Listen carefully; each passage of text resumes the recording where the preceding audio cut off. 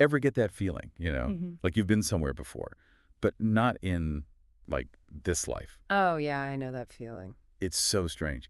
And it makes you wonder about, well, everything, really. Like, what if who we are is bigger than just this one life? It's a question that's fascinated people forever, right? Across different cultures, throughout history, this idea of reincarnation just keeps popping up. Exactly. And that's what we're diving into today. Yeah. A case that really makes you think about all of this. The story of James Leininger. Ah, yes. This is one of those cases that really gets under your skin. I mean, it's easy to dismiss these kinds of stories, but the details of this one. It's like next level. You're the one who found this Spanish language podcast that breaks it all down, right? Yes. It's really well researched, and they lay out all the pieces in a way that just, I don't know, it sticks with you. So let's jump in.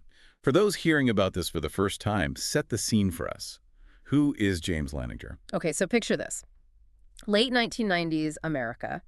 A normal family. They have this young son named James. He's just a toddler. Everything seems, pretty average. Okay, normal family, cute kid. Got it. But then James starts having these incredibly vivid nightmares night after night. And they're not your typical monster under the bed stuff. Oh, so we're talking intense nightmares. What was he so afraid of? He would wake up screaming, talking about a plane crash, Oh. a fire, and he kept mentioning a little man who was trapped. Whoa. Okay, now that's just creepy. But he's just a little kid, right? Exactly. He's only 2 years old at this point. His parents are obviously worried, but also confused, because where would he even get these ideas from? They weren't pilots. They didn't watch war movies, nothing. It's like something out of a movie, except it's real life. Yeah. So what did his parents do?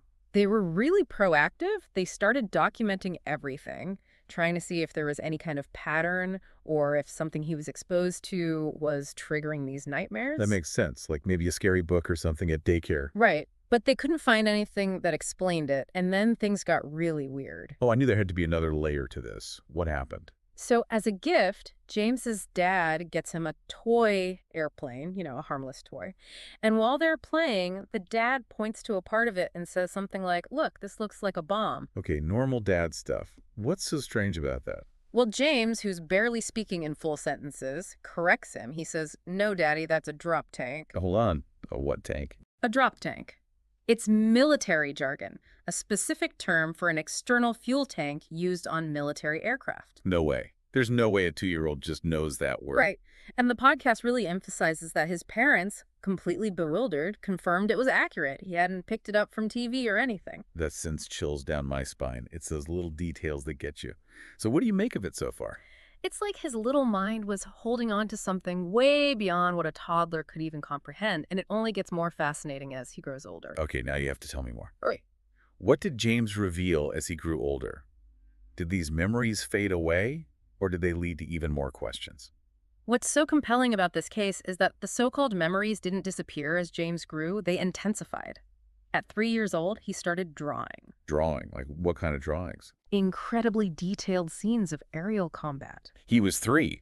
What 3-year-old can draw anything, let alone aerial combat? Right, and it gets even wilder. These weren't just any planes he was drawing, they were clearly WWII aircraft. Whoa.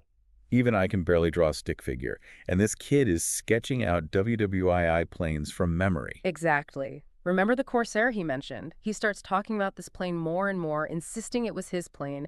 His dad later discovered that, yes, a Corsair was a type of WWII fighter plane. Okay, so we're not talking about some random word he heard somewhere and latched on to, this is different. This is what researchers who study these types of cases find so fascinating. It's these intensely specific details about a time period James had absolutely no logical way of knowing. This is where my logical brain just kind of shuts down. So just to recap, vivid nightmares, impossible vocabulary, historically accurate drawings, all seemingly pointing towards something bigger. You got it, but we're just getting started. See, James didn't just talk about the Corsair. He started mentioning taking off from a place called Natoma and a fellow pilot named Jack Larson. Hold up. Those aren't just some random names he invented, are they? You're way ahead of me. This is where the story takes a truly unbelievable turn, and those seemingly random names become the keys to a decades-old mystery. All right, so we're back. Last we heard, little James was talking about Natoma and Jack Larson like he'd known them his whole life. But something tells me this isn't some childhood fantasy rhyme. You'd think not, with names like that.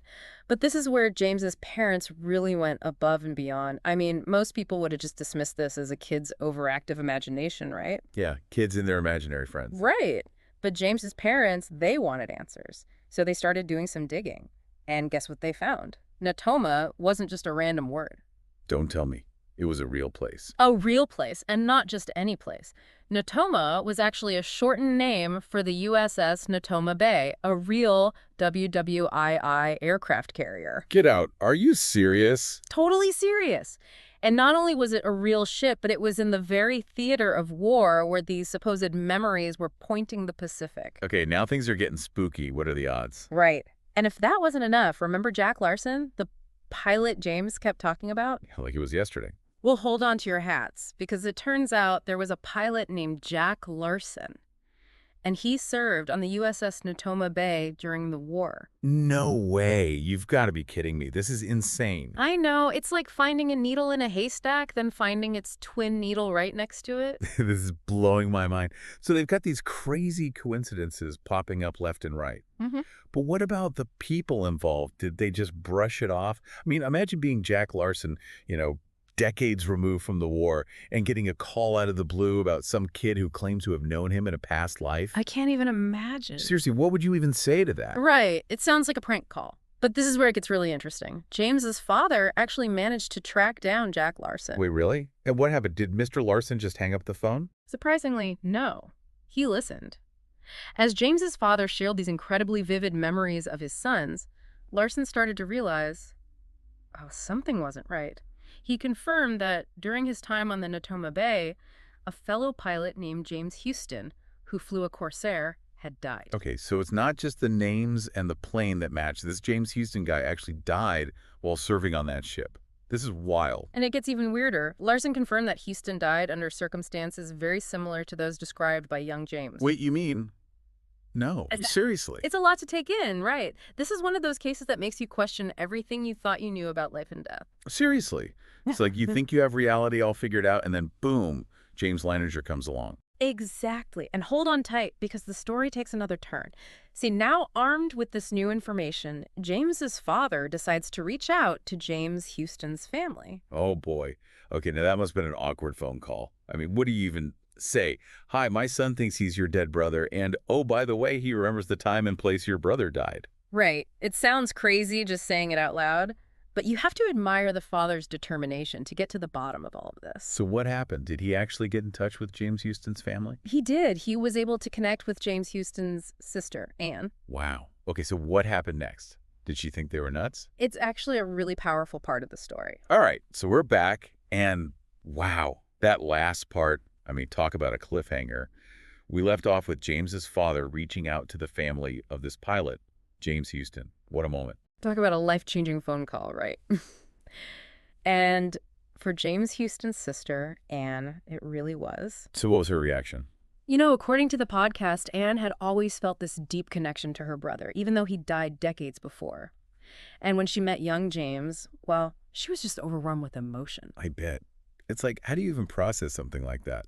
Right. I mean, it wasn't just a passing resemblance or the shared name.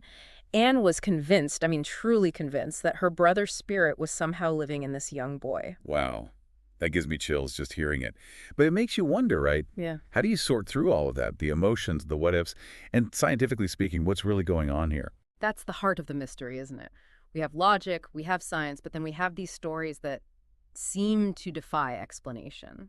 It's like our brains want to find a neat and tidy answer, but sometimes it's just not that simple. So as we try to wrap our heads around all of this, what are we left with? Where do you land on all of this? Well, for me, it comes down to the sheer volume of detail in James's story. We're not talking about some vague feeling or a dream. This is specific, verifiable information that he, as a young boy, had no logical way of knowing. Exactly. And you can't ignore the emotional weight of it all either, the impact on everyone involved. James, his family, Jack Larson, and Houston. It's profound, no matter what you believe. And ultimately, that's what makes the James Leininger case so fascinating. It challenges us to question everything we think we know about life, death, and the nature of consciousness itself. It's a powerful reminder that there's still so much we don't understand. And maybe, just maybe, Some mysteries are best left unsolved. But that doesn't mean we can't keep asking questions. So to everyone listening, we want to hear from you. What are your thoughts on the James Leininger case? Head over to our social media and join the discussion. And until next time, keep exploring, keep questioning, and as always, dive deep.